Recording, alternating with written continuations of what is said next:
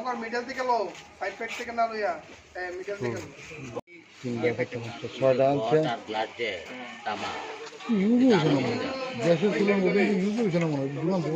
আমাদের কাছে কিছুদিন আগে কিছু খবর আসলো যে বাংলাদেশ থেকে কিছু চুরি এই নদী দিয়ে উঠতে আসছিল। তো এরকম খবর পাওয়ার পর আমি এবং বড়বাবু এবং থানা কৃষি অফিসার এসে একটা করি বুদ্ধি করে যে একটা টিম বানানোর জন্য যে এই চুরটাকে কীভাবে ধরা যায়। অ্যাকর্ডিংলি টিম তৈরি হওয়ার পরে গতকাল রাত্রে আমাদের বচ্চন নামে একটা ছেলের আমরা ধরতে পারি, ডিটেন করতে পারি।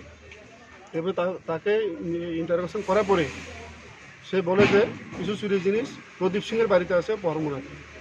তো ওই বাড়িতে যাওয়ার সময় তাদের সঙ্গে যে আরও দুজন আসছিল, একজন বোধহয় গলা পোড়া কয় আর একজন এসে বাদল, এই দুজনকে আমরা রাস্তাতে পাওয়ানোর পরে এই টিমটা নিয়ে আসেরা আজকে সকালে তাদের বাড়িতে রেড করতে গেলে পরে এই জিনিসগুলি প্রদীপের বাড়ি থেকে পাওয়া যায় এবং পরবর্তী সময় আরও ইন্টারোগেশন করার পরে এই নাম জানি কি লক্ষণ নমদাসের বাড়ি থেকেও কিছু চুরি জিনিস পাওয়া যায়। টোটাল কতজন অ্যারেস্ট হয়েছে? এখন আপাতত আমরা 3 জন পুরুষ এবং 1 জন মহিলা।